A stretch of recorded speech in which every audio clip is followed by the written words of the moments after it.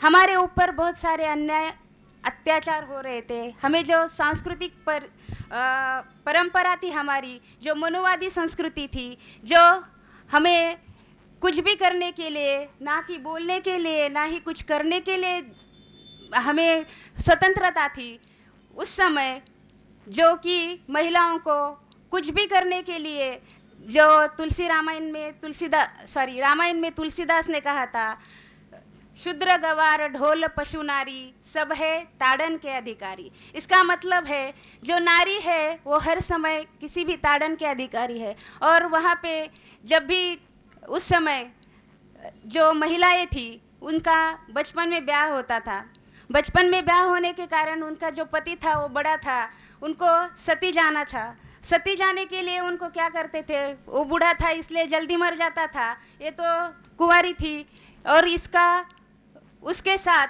सती जाना मतलब जब उसको दहन करते हैं तो उसमें उसको ढकेल देना। सती जाना मतलब कोई भी अपना जीवन ऐसे ही जीती जागती चिता में नहीं डाल सकते, लेकिन उसको ढकेल के ले जाते थे। क्यों और कैसे ढकेल के ले जाते थे, वो जा नहीं रही थी, वो उसका रुदन, उसका क्रोध, उसका जो चल रहा है वो किसी को सुनाई नहीं देना चाहिए, इसलिए वहाँ पे बड़े बड़े ढोल ताशे नगारे लगाए जाते थे और उसे ढोस के ऐसे लकड़ी से उसके अंदर सती जाने के लिए डाल दिया जाता था। और अगर कोई अच्छी लड़की है उसके बाल कटवा दिए जाते थे, उसको केशवपन कहते हैं। ऐसे अलग अलग प्रकार के अन्याय और अत्याचार हमारे पीढ़ी दर पीढ़ी से हमारे ऊपर मनुवादी संस्कृति ने लादे थे, और इन सबको मुक्ति देने के लिए हमें क्रांति ज्योति सावित्रीबाई फुले और महात्मा ज्योतिराव फुले ने हमें इसका मूल कारण निकाला, ढूंढ लिया कि इसका मूल कारण क्या है और इन्हें इस अन्याय से मुक्त कैसे किया जाए। इसीलिए हमें सबसे अच्छा और सबसे प्रभावशाली काम जो किया है वो शिक्षा दी। आज भी हम उस शिक्षा की वजह से ही बड़े हो गए। आज हम जो हमारे समाज में जो बात करते हैं या किसी भी जगह पे हमारा कोई भी मत मानते हैं तो उसके लिए हमें शिक्षा है, इसीलिए तो हम ये सब कर सकते हैं ना। तो इस प्रकार अगर हमारी प्रगति हो गई है ऐसे हम कहते हैं, ये जो प्रगति है वो प्रगति हमें सब व्यवसाय हमें जो आगे बढ़ने के लिए है, जहाँ पे हमें प्रतिनिधित्व देना चाहिए वहाँ पे हमें प्रतिनिधित्व मिला है, ऐसा हम सोचते हैं कि हमें अच्छा प्रतिनिधित्व मिला है, हम पढ़े लिखे हैं, हम बड़े हो गए हैं, हम टीचर हैं, हमें ऐसा है वैसा है। लेकिन हमें जो सच्चा प्रतिनिधित्व चाहिए, जो कि समाज में कुछ कर सकता है, ऐसा प्रतिनिधित्व अभी तक नहीं मिला है, क्योंकि ऐसा प्रतिनिधित्व ब्राह्मणों ने अपने ही कब्जे में अभी तक ले रखा है। लेकिन हम ऐसे ही कहते हमने ये किया वो किया, ऐसा पढ़ा वैसा पढ़ा, मैं ये हो गई वो हो गई, लेकिन वो हमारे है, वो हम शिक्षित है, लेकिन इस शिक्षा का हमें हमारे समाज में हमें जो प्रतिनिधित्व है वो प्रतिनिधित्व का सक्षम तरीके से हमारे ऊपर जो भी अन्याय हुए हैं, अत्याचार हो रहे हो, वहाँ पे हम उसका उपयोग नहीं कर सकते। क्यों नहीं कर सकते? क्योंकि हमें जो सक्षम नेतृत्व चाहिए वो सक्षम नेतृत्व ही हमारा नहीं है। इसका एक उदाहरण मैं देती हूँ। पूना में हुजूर पागा एक स्कूल है, वहाँ पे मुस्लिम स्कूल है, वहाँ पे वो जो हेडमास्टर मैडम है, हर साल उनके यहाँ अलग अलग कार्यक्रम होते हैं। इस साल भी उन्होंने मुहर्रम के टाइम, जबकि वहाँ पे विधानसभा का चुनाव भी उसके लगभग आगे पीछे चल रहा था, उस वक्त वहाँ पे उन्होंने उस मुहर्रम के वक्त मुस्लिम मोहम्मद पैगंबर का और अलग ऐसे ड्रामा प्ले नाटक किया था, और बच्चों को उसमें प्ले करने के लिए उसमें वो गए थे।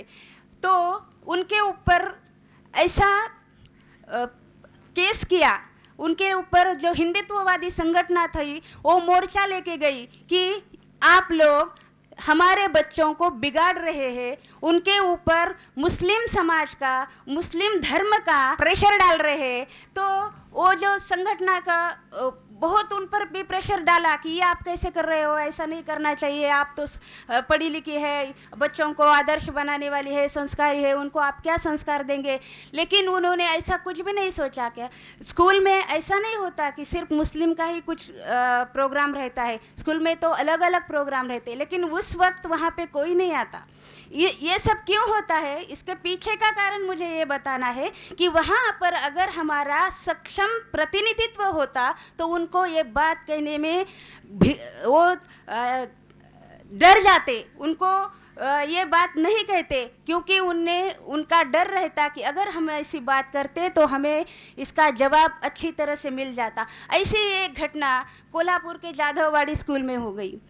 वहाँ पे एक हर रोज़ स्कूल में बच्चों के लिए प्रार्थना का समय रहता है सुबह सुबह, और वहाँ पे सब बच्चों के लिए एक प्रार्थना गाई जाती थी कि ए मत कहो खुदा की ये मुश्किलें बड़ी है, इन मुश्किलों से कह दो मेरा खुदा बड़ा है।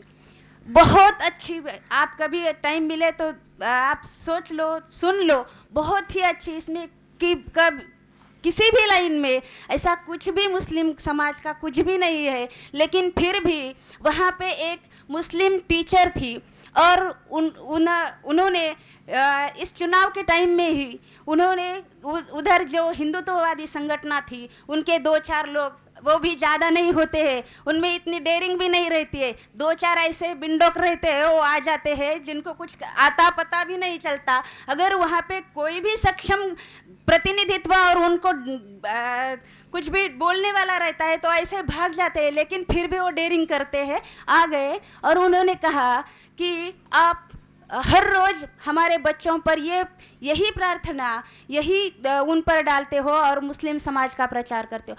इतना इसमें कुछ भी नहीं है, लेकिन इसका ऐसी छोटी छोटी घटनाएं बहुत सी हमारे आजू बाजू में होती है। क्यों होती है? क्योंकि हमारे आजू बाजू में हम इतने बड़े संख्या में है, लेकिन इतने बड़े पढ़े लिखे हैं, हम किसी भी पद पर है, लेकिन हमारा जो सक्षम नेतृत्व नहीं है, इसी कारण हमारे ऊपर वो अन्याय और अत्याचार। वो बेचारी एक ही मुस्लिम टीचर थी और वही ले रही थी, ऐसा उन पे आरोप किया गया कि वही ले रही है और वही हमारे बच्चों को बिगाड़ रही है, वही हमारे बच्चों में मुस्लिम धर्म का प्रचार और प्रसार कर रही है, ऐसा वैसा। वो बेचारी तो डर के मारे बहुत घबरा गई। अगर वो भी सक्षम होती, वो भी प्रतिनिधित्व करना जानती, वो भी हमारे फुले शाहू अम्बेडकर जो हक और अधिकार से लड़ने के लिए तैयार है ऐसी बन जाती, तो वो भी उनको जवाब देती। ऐसे ही प्रतिनिधित्व का महत्व क्या है, हमारे समाज में प्रतिनिधित्व क्यों जरूरी है, और ये प्रतिनिधित्व हमें ऐसे ही मिलने वाला नहीं है। इसके लिए हमारे महापुरुषों ने इतना बड़ा अपना आत्मसमर्पण किया है, तो हम तो उसकी झाड़ की पत्ती है।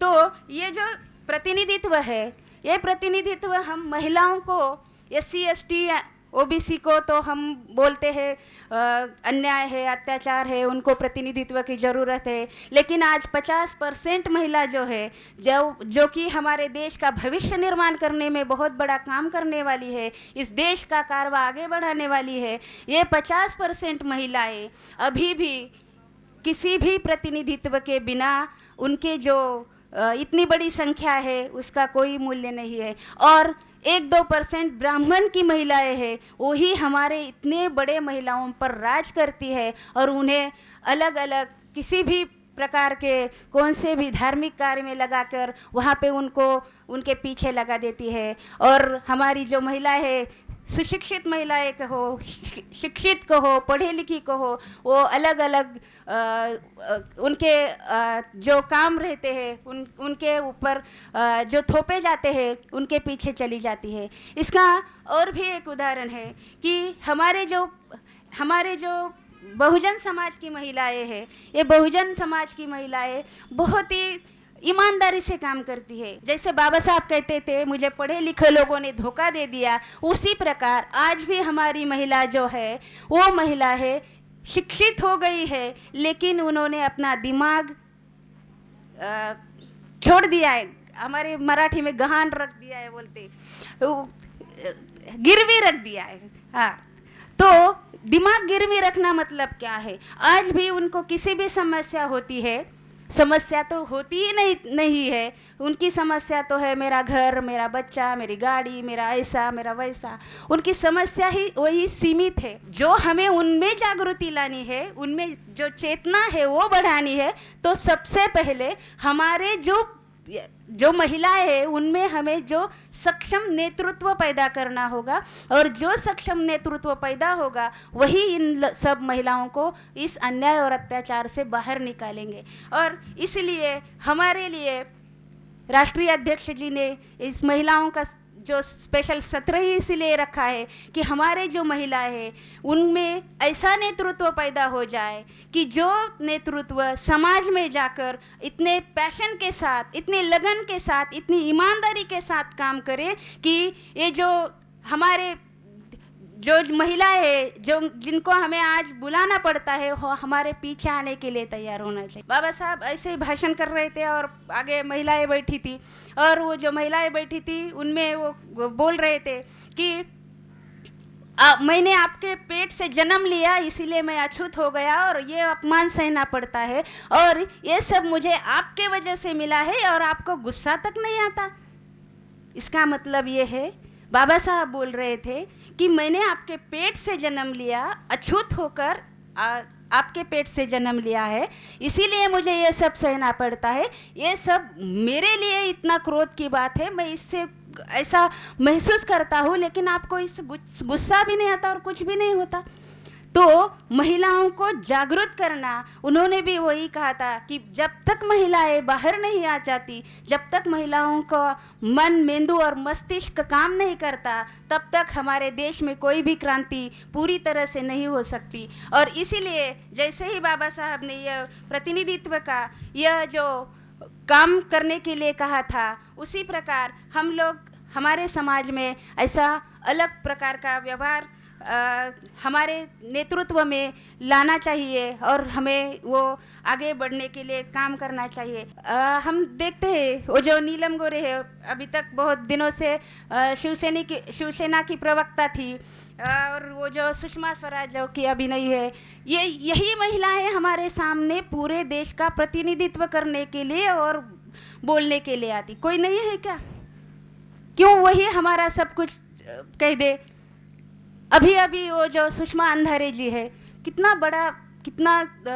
वो जो पढ़ने लिखने वाली काबिल महिला है, लेकिन उनका जो प्रतिनिधित्व है वो भी SC/ST की वजह से ही उनका नकार दिया जाता है। उनको कुछ भी ऐसा वैसा कह के बाहर निकाला जाता है। इसी प्रकार हमारे SC/ST या OBC की जो महिलाएं हैं, जब भी कभी प्रतिनिधित्व का कुछ काम करने के लिए जाएंगी तो उन्हें यह सब सहना ही है। लेकिन यह सब बात बाजू में रखने के बाद भी हमें हमारे समाज के उद्धार के लिए, हमारे समाज में हमारे समाज में जागृति लाने के लिए और प्रचार और प्रसार करने के लिए हमारे महिलाओं में ये जागृति लानी चाहिए। और ये जागृति लाने के लिए हमें राष्ट्रीय मूल निवासी समाज का जो हमें मंच मिला है, इस मंच में हम युवा और महिलाओं को जब जैसे ही संगठन करेंगे। आज और एक बात है कि हम लोग बोलते हैं हमें समझ में आता है,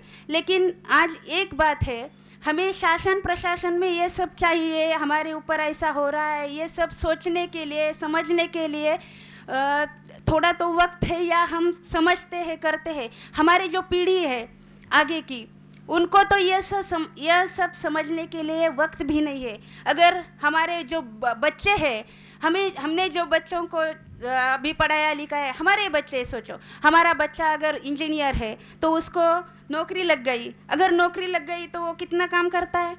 सुबह से शाम तक, और इतना काम करता है कि उसे सोचने और समझने के लिए टाइम ही नहीं है। अगर उसे सोचने समझने के लिए टाइम ही नहीं है तो इस समाज के बारे में यहाँ पर क्या चल रहा है, क्या नहीं चल रहा है, उसके ऊपर अन्याय हो रहा है या नहीं हो रहा है, इसके बारे में वो कब सोचेगा? इसका मतलब है हमारी जो अभी तक चल रही है, हमारी आगे की पीढ़ी ये सब कारवां, ये सब सोचेगी भी या नहीं सोचेगी, इसका भी हमें अंदाज़ा नहीं है।